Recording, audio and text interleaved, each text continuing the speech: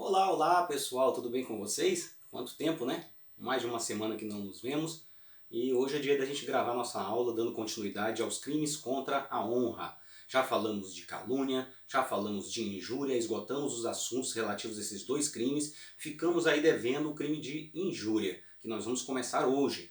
Tá? Então na nossa aula, que vai ser gravada em alguns blocos, vamos ver quantos vão ser suficientes, mas eu estimo que pelo menos 2 blocos de 20 minutos ou 3 para que a gente possa esgotar o capítulo dos crimes contra a honra.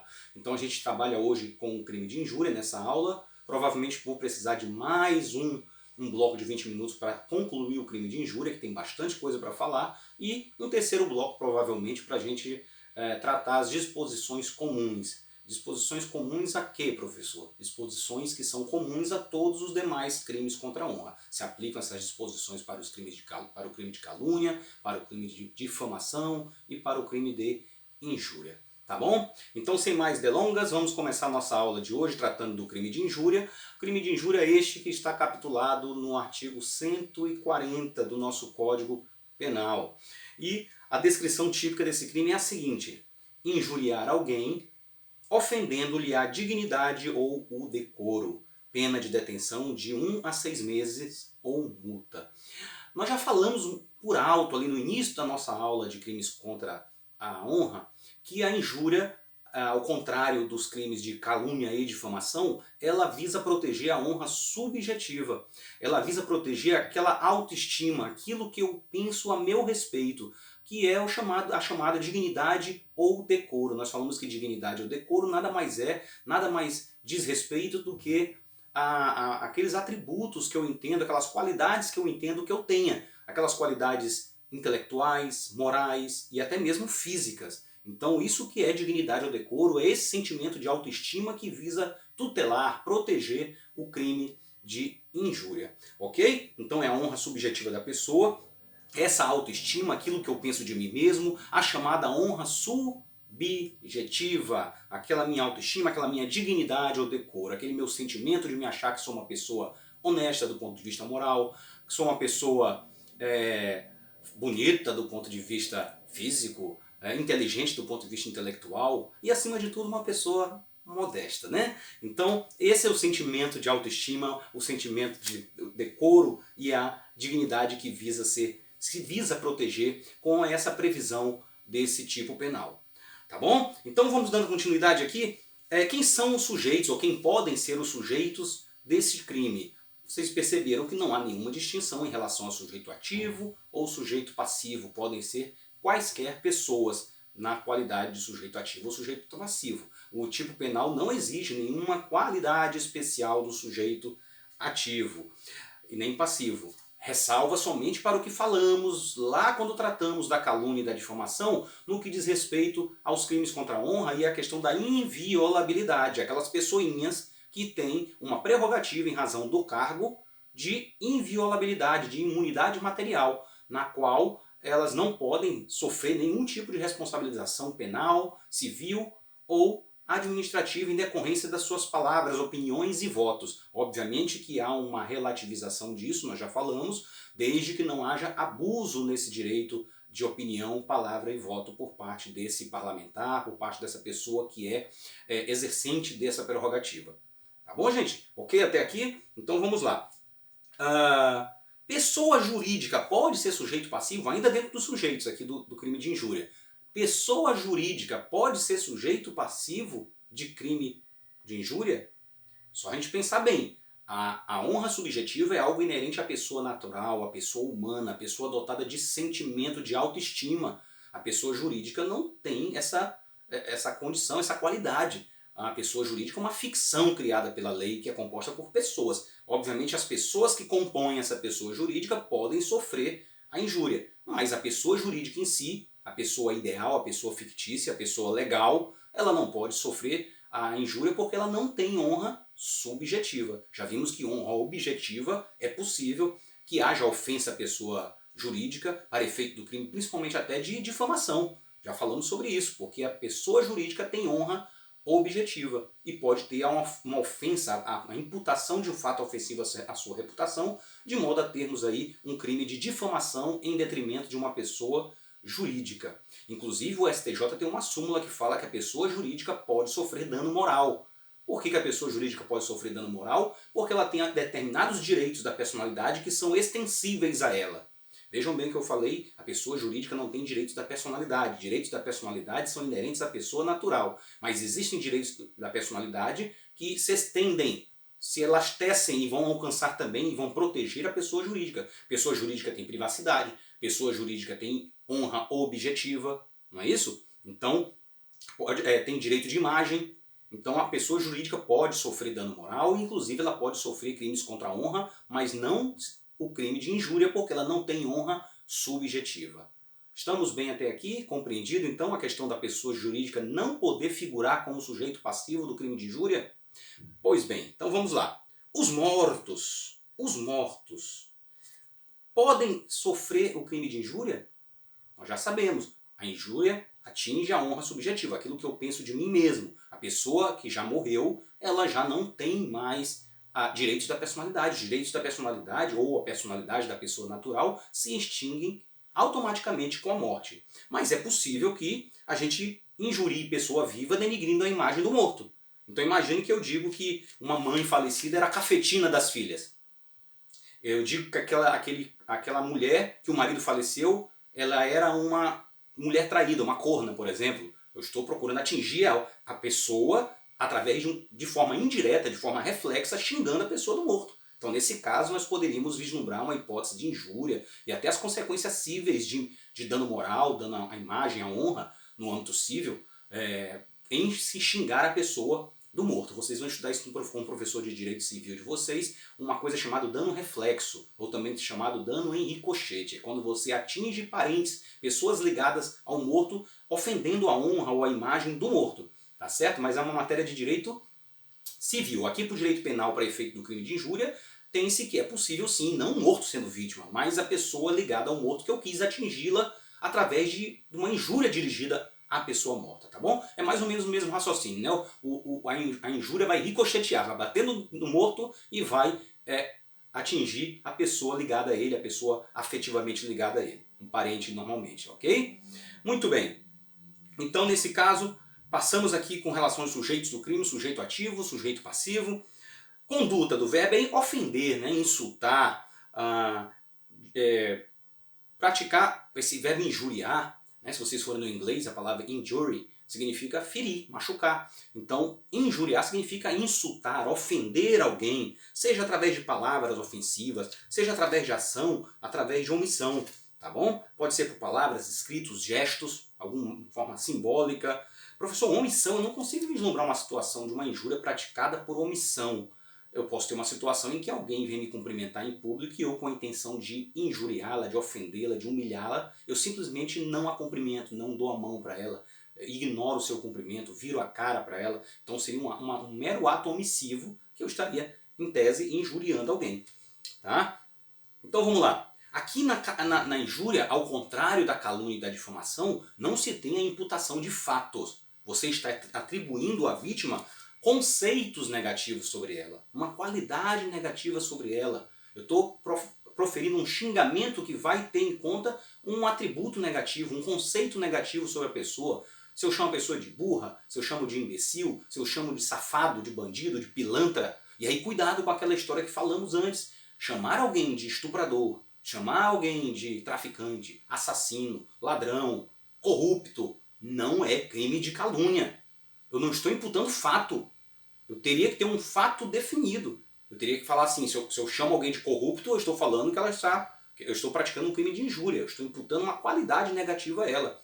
Um conceito negativo sobre ela. Agora, se eu falo que o fulano, quando o prefeito desviou dinheiro da merenda escolar no ano tal, aí eu estou imputando um fato ofensivo, um fato definido como crime que se caracterizaria como crime de calúnia. Então vejam, se eu tenho imputação de qualidade, se eu tenho imputação de uma qualidade àquela pessoa, uma qualidade negativa, ofensiva à sua dignidade e decoro, eu estou falando do crime de injúria. Se eu estou imputando fato, e esse fato é definido como crime e foi imputado de forma falsa, eu estou praticando um crime de calúnia.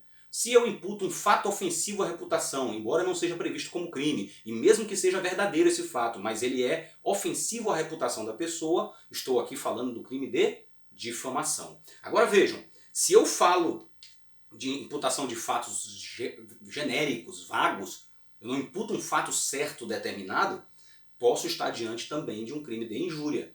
Prestem bem atenção, para que haja o crime de calúnia e difamação, deve haver a imputação de um fato certo, determinado.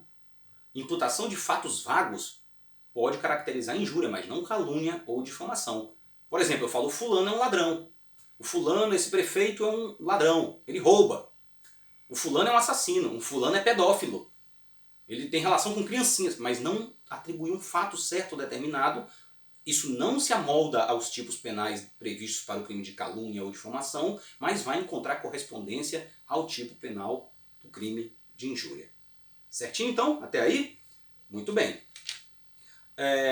Quanto ao modo de execução, é um delito de ação livre, né? Pode ser palavras, eu proferindo palavras na forma verbal, pode ser por gestos, né? Gestos obscenos, por exemplo, escritos em redes sociais, cuidado, Facebook, WhatsApp, é muito comum ocorrer esses crimes através desses meios de execução nos tempos atuais de redes sociais em alta.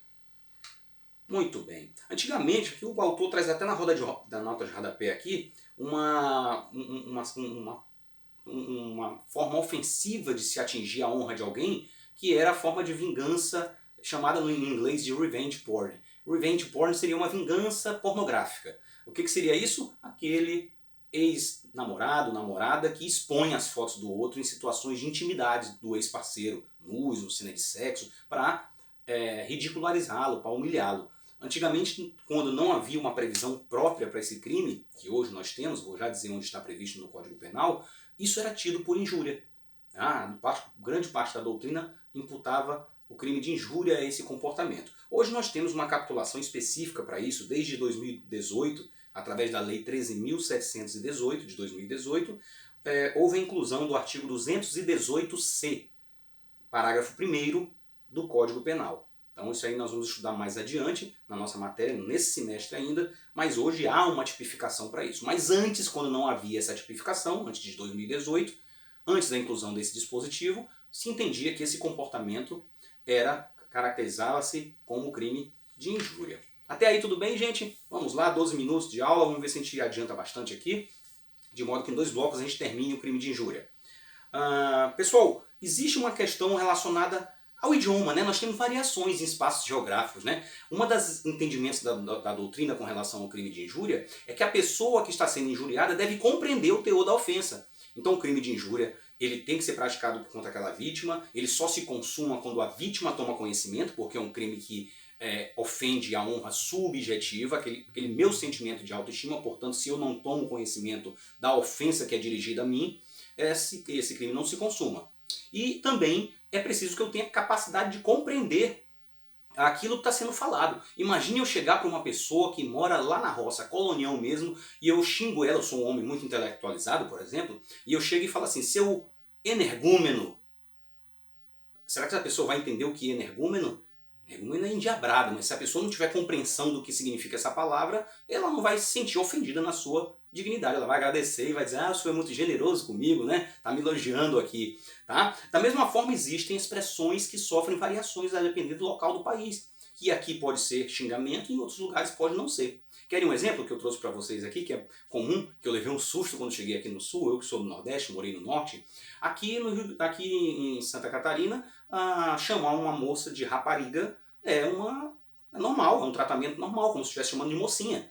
Né? Que é a originária palavra rapariga do português, vem realmente de uma moça nova. Então não tem nenhum xingamento na sua origem etimológica, mas foi ganhando contornos pejorativos. No Nordeste, se você chamar uma mulher de rapariga, você vai levar certamente um tapa no rosto, porque é um xingamento extremamente ofensivo, tá? Chamando-la de prostituta.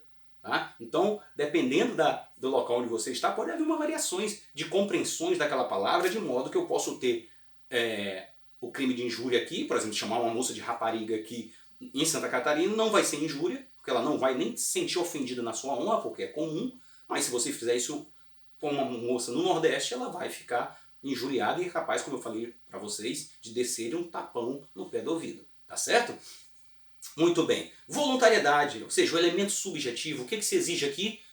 Dolo. O crime é doloso, exige o chamado animus injuriandi. Ó, lembra que nós falamos? Lá no crime de calúnia, animus caluniandi. No crime de difamação, animus difamandi. Aqui no crime de injúria, animus injuriandi. Tá? Animus injuriandi, a vontade de injuriar. De modo que se não houver esse dolo motivando a gente para injuriar a pessoa, realmente não há o crime. Cito como exemplo situações em que eu faço referência a alguém num dever de ofício.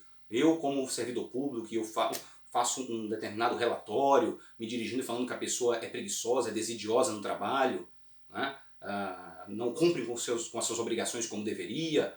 Obviamente que minha intenção não é injuriá-la, é reportar à administração pública o comportamento daquela pessoa, digamos que é um outro servidor público, por exemplo. Enfim, situações em que eu estou agindo no meu dever de ofício, ou digamos que é um professor com o intuito de educar o seu aluno e fala determinadas expressões que possam soar como injuriantes.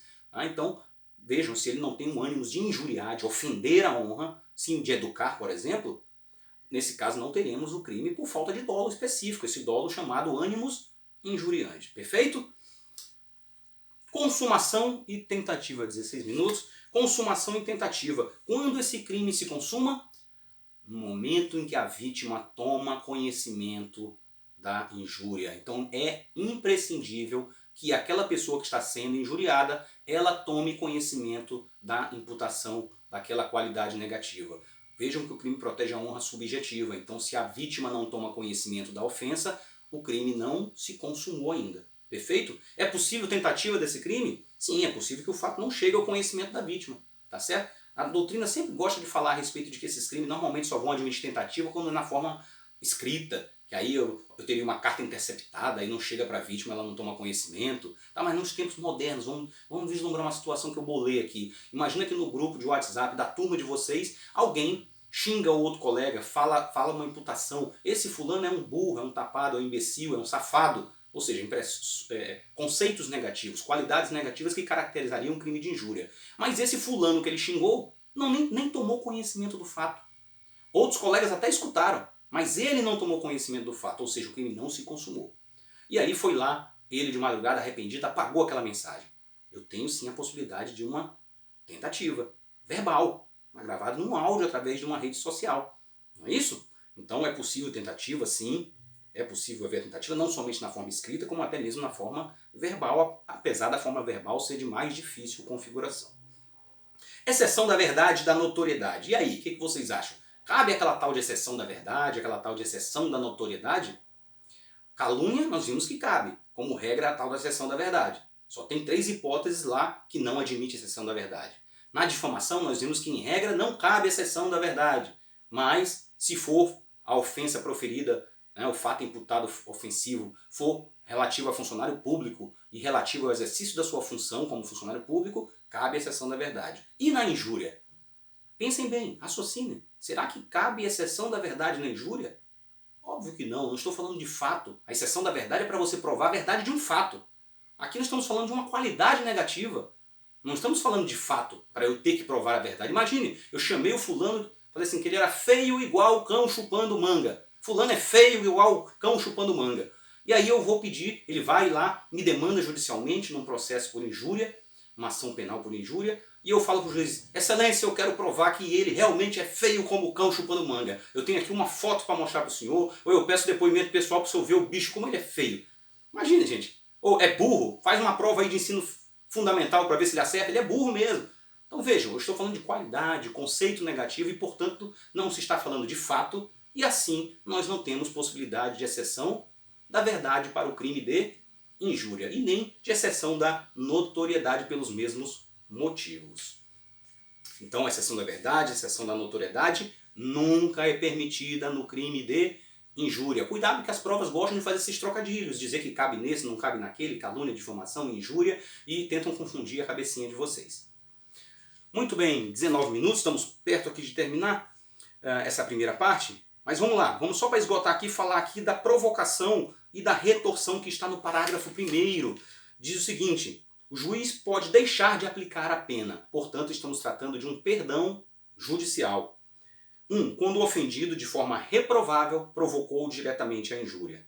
Inciso 2º, no caso de retorção imediata, que consista em outra injúria. Então temos aqui uma hipótese de perdão judicial, prevista no parágrafo 1º do artigo 140, na qual, nos incisos 1º e 2º, eu tenho as hipóteses em que o juiz pode deixar de aplicar a pena. E aí é sobre isso que nós vamos falar no próximo bloco, tá bom?